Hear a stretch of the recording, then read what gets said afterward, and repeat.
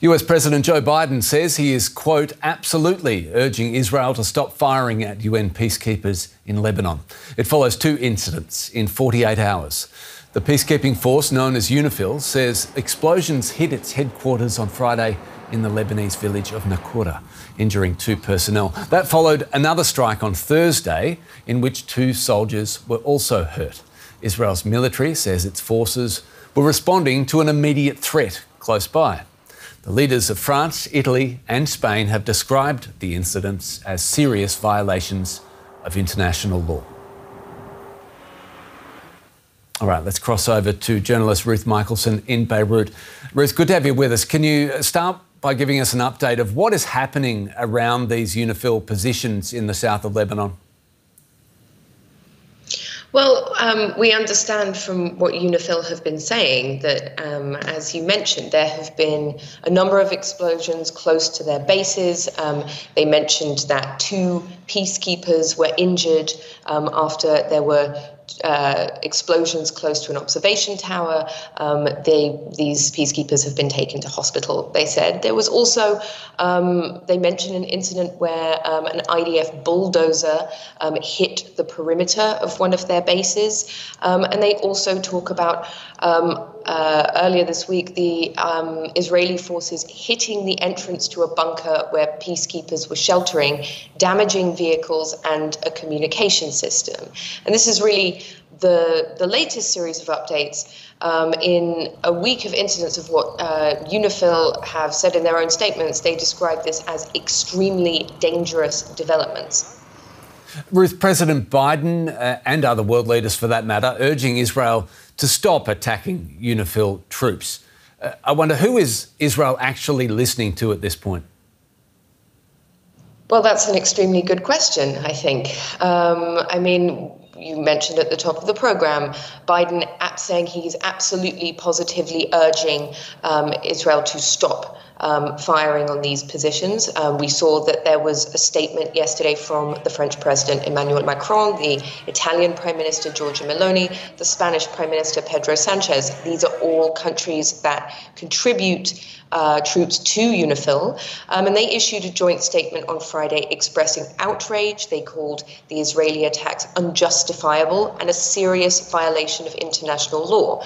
Let's remember that UNIFIL is mandated to be in southern Lebanon by the UN Security Council. So it is worth asking why Israel is not listening to a body that is mandated to be there by one of the highest bodies in our international system under international law.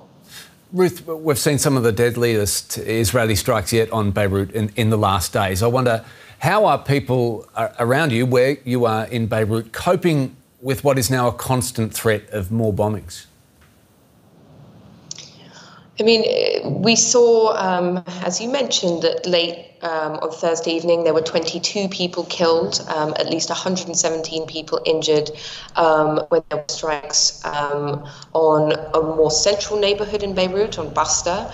And this is at least the 3rd strike outside of the Beirut southern suburbs, closer to the Beirut center. And I think that is truly unsettling. It's frightening. It's terrifying for a lot of people. And I think mainly what they are fearful of is that these strikes that are happening on southern Beirut on a nightly basis, those are already terrifying for the entire population of the city, for much of the country. They are audible across much of the city. People much further north than the southern suburbs talk about feeling the ground shake at certain really large bombardments. And now I think what people are fearful of is that these strikes closer to the centre of the city could become a pattern, and that is something that people desperately do not want to see. Appreciate it, Ruth. We'll leave it there. Journalist Ruth Michaelson in Beirut, thanks so much. Humanitarian groups are warning that the war between Israel and Hezbollah is pushing Lebanon into an ever-widening crisis. Earlier, I spoke to Maureen Philippon in Beirut, country director of the Norwegian Refugee Council in Lebanon. She gave me an idea of the number of people who have been internally displaced by the fighting in the country. Right. I think it's for the viewers to really understand. Lebanon is a 6 to 8 million. It's a small country, 6 to 8 million Lebanese, 1.5 million Syrian refugees and Palestinian refugees. So it's 10 times smaller than Germany. Over just the course of a week, 1 million people have been displaced. That was 2 weeks ago. So if you get this back to Germany scale, you can put all the big cities, Berlin, Hamburg, Frankfurt, Düsseldorf, Leipzig, Köln, all of that in 1 week on the road, moving in search of safety. This is the scale of what we are seeing in Lebanon, and this is at this point still continuing. So that's the broad scale. How are these people, these individuals, trying to survive? Can you give us some idea of the conditions and the dangers there might be right now? So about 250 of this 1 million found safety in unprepared shelter.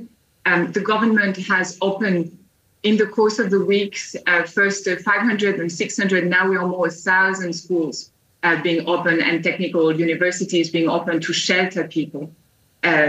These schools were, as I said, utterly unprepared. Some of them were spontaneously opened by just people coming up at the gate on Monday, 23rd, Tuesday, 24th September in the evenings, where the massive bombardment campaign started.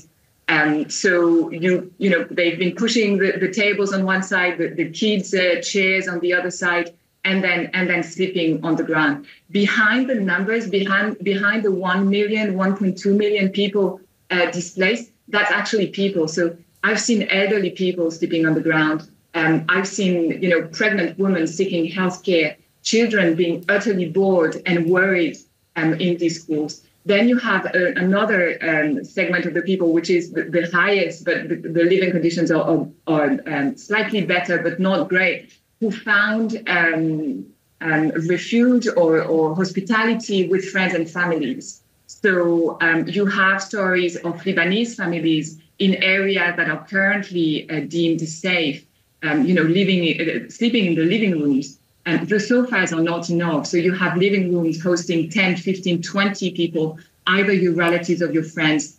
Because, of course, when something like that, such a threat of violence happens, you do open your doors for people to find safety.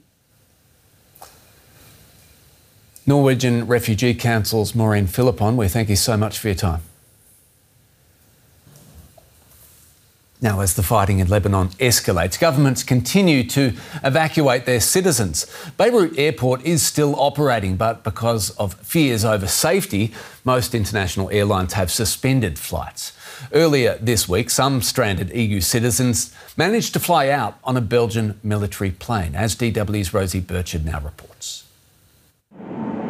It's a cold night here in Brussels, but at least these skies are safe.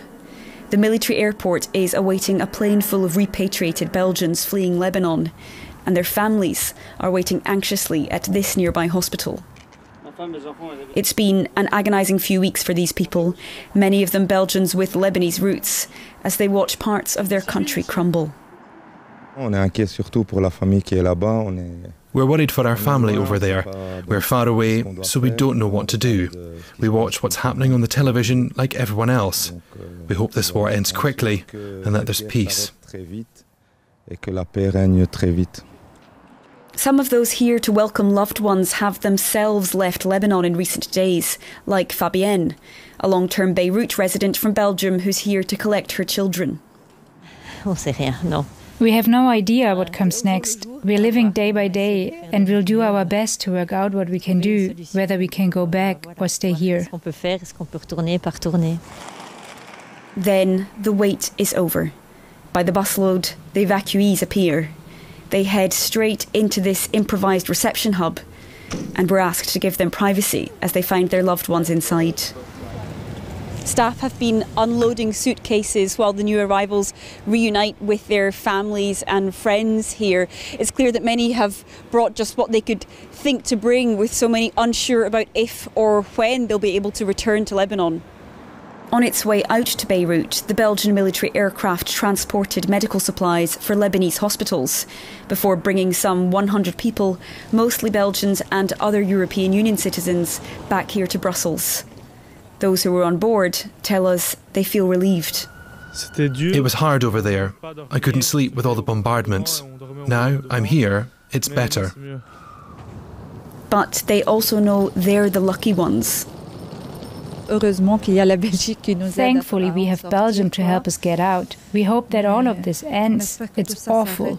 There are people stuck there with no passports in no other country to repatriate them. The conflict they've escaped still rages on, so these are the first steps toward an unknown future for many here.